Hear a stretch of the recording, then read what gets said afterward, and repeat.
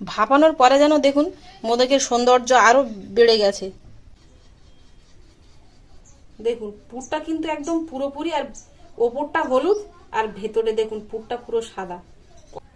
নমস্কার বন্ধুরা, সুপ্রিয়া কিচেনে আবার আপনাদের সবাইকে স্বাগত জানাই। বন্ধুরা, সামনেই আমাদের গণেশ চতুর্থী। তো গণেশ চতুর্থীর দিনে কিভাবে খুব সহজে বাড়িতে গণেশের প্রিয় ভোগ মোদক বানানো যায় সেই রেসিপিটাই আপনাদের সাথে শেয়ার করব। তো প্লিজ বন্ধুরা, আপনারা ভিডিওটা না কেটে প্রথমের থেকে শেষ পর্যন্ত দেখবেন আমার সঙ্গে থেকে। আশা করছি আপনাদের ভালো লাগবে আর আপনারাও খুব সহজে বানিয়ে নিতে পারবেন। যে সকল বন্ধুরা ইউটিউব চ্যানেলে নতুন, প্লিজ বন্ধুরা চ্যানেলটিকে বেল আইকন সঙ্গে সাবস্ক্রাইব করবেন, আর ফেসবুক পেজ থেকে দেখলে পেজটিকে ফলো করে পাশে থাকবেন। মোদক বানানোর জন্য চালের গুঁড়ো ডো বানিয়ে নেব। এক বাটি আতপ চালের গুঁড়ো নিয়েছি। আতপ চালের গুঁড়োটা আমি অনেকদিন আগেই করে রেখেছিলাম, গুঁড়ো তৈরি করে রৌদ্রে শুকিয়ে রেখেছিলাম। শুকিয়ে রাখলে বেশ অনেকদিন রাখা যায় কৌটোর মধ্যে ভরে। এক বাটি নিয়ে নেব।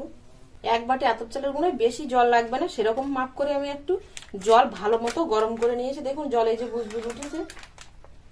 এখানে এক প্যাকেট আমলের গুঁড়ো দুধ নিয়েছি, এই গুঁড়ো দুধটা জলে গুলে নেব। দুধ ছাড়াও কিন্তু আপনারা প্লেন জল দিয়েই মাখাতে পারেন, তবে আমি একটু দুধ দিয়ে মাখাবো, তাহলে বেশ মোদকগুলো খেতে ভালো লাগবে। এবার এই জল দিয়ে মাখিয়ে নেব।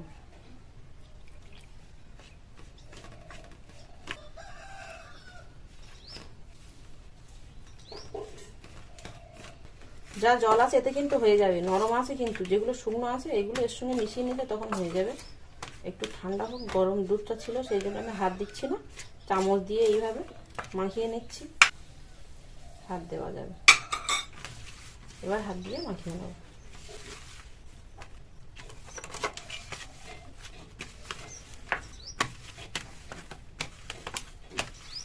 ঠিক এরকম সফট করে মাখিয়ে নিয়েছি। ডোটা তো সাদা আছে, একটু হলুদ করব। সামান্য 1 চিমটি পরিমাণে ফুড কালার এর মধ্যে আমি দিয়ে দেবো।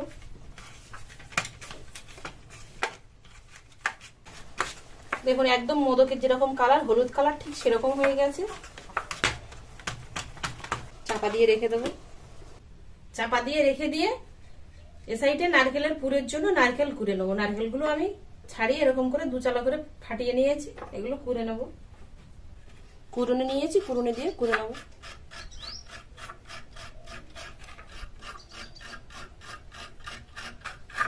আপনারা কুড়ে না নিতে পারলে কুচি কুচি করে কেটে নিয়ে নারকেলটা মিক্সারের মধ্যে দিয়ে পেস্ট করেও নিতে পারেন।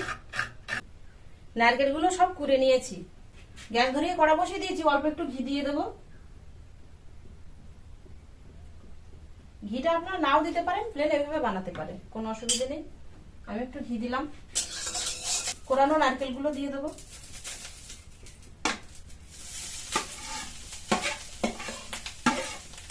থালাটা ধুয়ে অল্প একটু জল দেবো, কারণ নারকেলটা তো সেদ্ধ করতে হবে।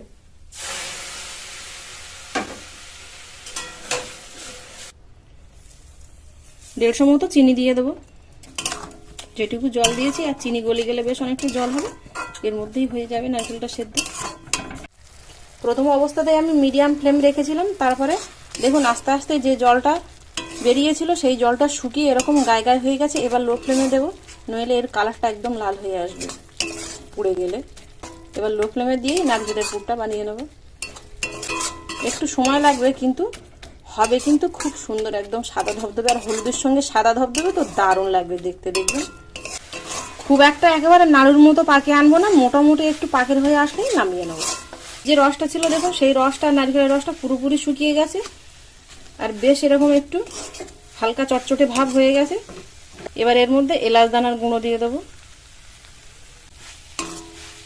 এলাচ দানার গুঁড়ো দিয়ে 30 থেকে 40 সেকেন্ড মতো নেড়ে চেড়ে নিয়েছি।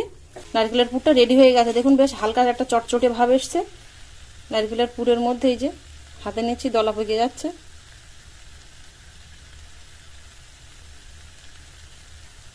গ্যাসটা অফ করে দিয়েছি, একটু খেলিয়ে দেবো, তাহলে তাড়াতাড়ি ঠান্ডা হয়ে যাবে। চিনির পুরটা ঠান্ডা হয়ে গেছে। এবার মোদকগুলো বানিয়ে নেব। ডোটা আর একবার একটু মাখিয়ে নেব। এই ডোয়ের থেকে এরকম অল্প করে কেটে নেব। বাটির যেরকম শেপ হয়, মানে পিঠে যেরকম করে বানায় ঠিক সেরকম শেপে দেখুন বানিয়ে নিয়েছি। এই যে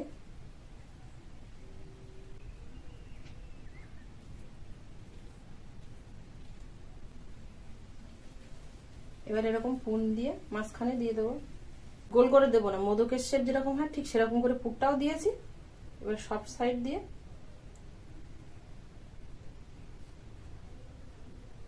ডোটাও তুলে দেবো।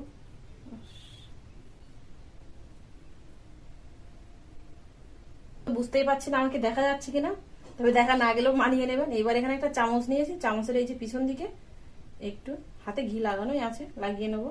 এবার এইটা দিয়ে এইভাবে একটু শেপ দিয়ে নেবো।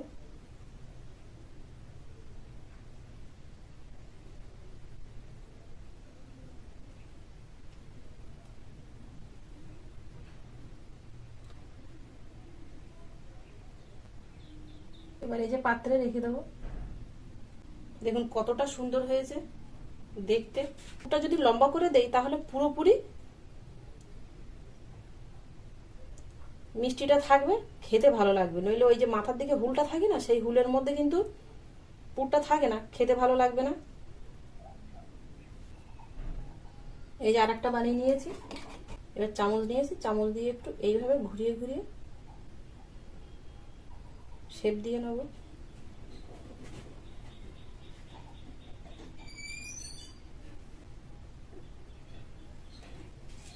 দেখুন এই যে আরেকটা হয়ে গেল। সবগুলো বানিয়ে নিয়েছি। দেখুন বন্ধুরা দেখতে কতটা সুন্দর হয়েছে। মোদকগুলো এবার স্টিম করে নেবো। কড়াইতে আমি জল নিয়েছি, জল সমেত কড়া নিয়েছি, বসিয়ে দেবো।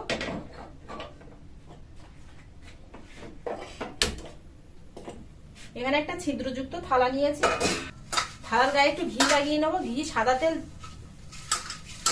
আপনারা যে কোনো একটা লাগাতে পারেন, তবে মনে হয় ভোগের কাজে লাগাবেন তো সাদা তেল না লাগিয়ে ঘিটা দিলে ভালো হয়। একটা স্ট্যান্ড বসিয়ে দেবো। এলাচের দানা বের করে রেখেছিলাম আমি, দুটো এলাচ ফাটিয়ে, সেই এলাচের খোসা দুটো এর মধ্যে দিয়ে দেবো।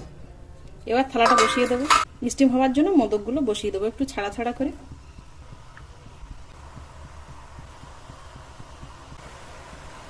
এবার ঢাকনা চাপা দিয়ে দেবো। 7-8 মিনিট এইভাবে স্টিম করে নেব। গ্যাসের ফ্লেমটা মিডিয়াম রাখবো, খুব হাইতে দিলে আবার জলটা কিন্তু টকবক করে ফুটে মোদকের গায়ে লেগে যাবে। 7-8 মিনিট হয়ে গেছে, এবার গ্যাসটা অফ করে দেবো। আর মোদকগুলো দেখুন কত সুন্দর স্টিম হয়েছে, আর দেখতে দেখুন কতটা সুন্দর লাগছে। আর এরকম সেদ্ধ হয়ে গেছে, দেখুন শক্ত হয়ে গেছে। এরকম মোদক যদি আপনারা বাড়িতে বানান, সবার তো খুবই পছন্দ হবে, সেই সঙ্গে কিন্তু গণেশ ঠাকুরেরও খুবই পছন্দ হবে। পাত্রে তুলে নেবো। দেখুন সঙ্গে সঙ্গে কিন্তু ছাড়িয়ে গেল, আর দেখুন কতটা সুন্দর হয়েছে।